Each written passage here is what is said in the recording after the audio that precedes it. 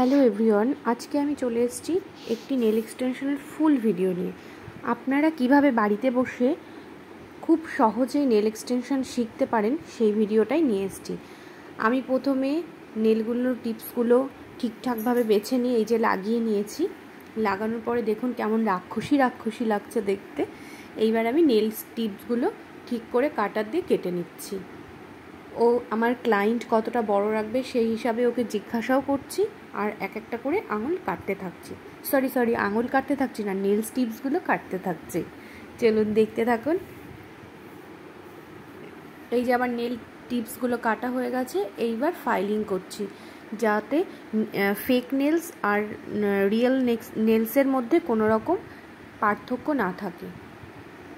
আমার fake nails আর real নেলসের মধ্যে যে ফারাক সেটা আমার ঠিকঠাকভাবে মেটানো হয়ে গেছে। একদম মনে হচ্ছে অরিজিনাল নেলস। আর ও করেছে কাফিন শেপ। আমি ভালো করে ফাইলিং করে শেপ করে এবার নেলসগুলো ঝেড়ে নিচ্ছে, আর ও বলছে ভালোই লাগছে বেশ দেখতে, আবার নিজে দেখাচ্ছে। এটা আমার একটা ছোট্ট মিষ্টি ক্লায়েন্ট।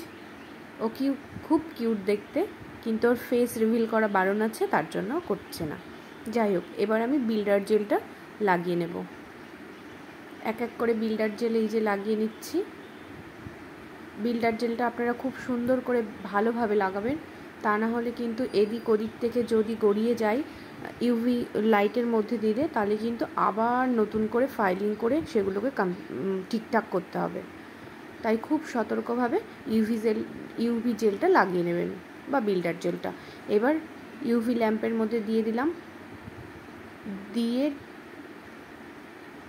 হচ্ছে এখন ইউভি ল্যাম্পের মধ্যে দেওয়ার পরে জেলটা শুকিয়ে যাওয়ার পরে আমি এবার রিমুভার দিয়ে রিমুভ করে নিচ্ছি। ভালো করে রিমুভার দিয়ে রিমুভ করে নেবেন জেলটাকে। রিমুভ করা কাজ চলছে। এবার আমি ওটাকে আবার ফাইলিং করে নেব। সুন্দর করে ফাইলিং করবেন যাতে কোনো রকমভাবে এবড়ো খেবড়ো না থাকে। এইবারই কিন্তু নেলসের লাস্ট ফাইলিং করা। আমার ফাইলিং করা হয়ে গেছে। এবার আমি লাগাচ্ছি বেস কোটটা লাগাচ্ছি। আপনারা চাইলে নাও লাগাতে পারেন, কিন্তু আমার ভালো লাগে পার্সোনালি বেস কোটটা লাগিয়ে কাজ করতে, তাই আমি বেস কোটটা লাগাই। আর বেস কোটটা লাগালে কাজের ফিনিশিংটা খুব সুন্দর হয়। আমার বেস কোট লাগানো কমপ্লিট হতে হতে ওদিকে আমি ক্লায়েন্টকে বললাম তুই কি কিছু খাবি? ও বললো না আমি এখন কিছু খাবো না, একবারেই কমপ্লিট করে বাড়িতে গিয়ে খাবো।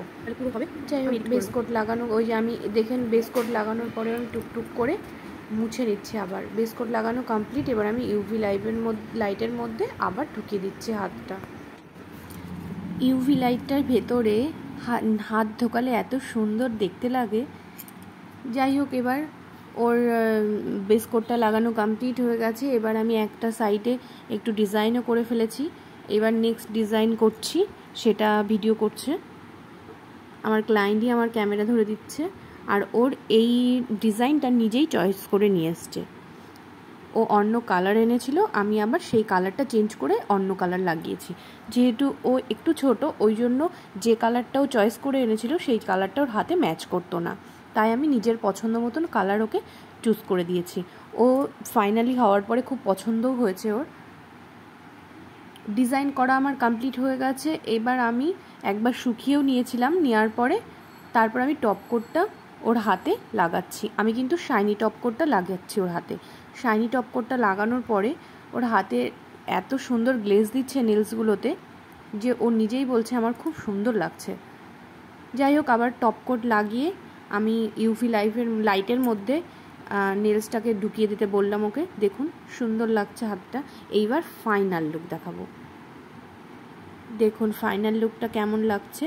প্রথমে ও এক হাত করার জন্য এসেছিলো, নেক্সট যখনই এক হাত হয়ে গেল করা, তারপরে বলল আমাকে দু হাতে করিয়ে দাও। তার জন্য আমি প্রথম থেকে ভিডিওটা শুরু করেছিলাম, তো লাস্টের দিকেও আর এক হাত করেছে, ওই জন্য সেই ভিডিওটা আমি দিতে পারিনি। যাই হোক, আমার কাজ আপনাদের কেমন লাগলো আপনারা কমেন্ট সেকশনে অবশ্যই জানাবেন। আর আমি এই বোথ হ্যান্ড নিয়েছি 500 রুপিস। Thank you.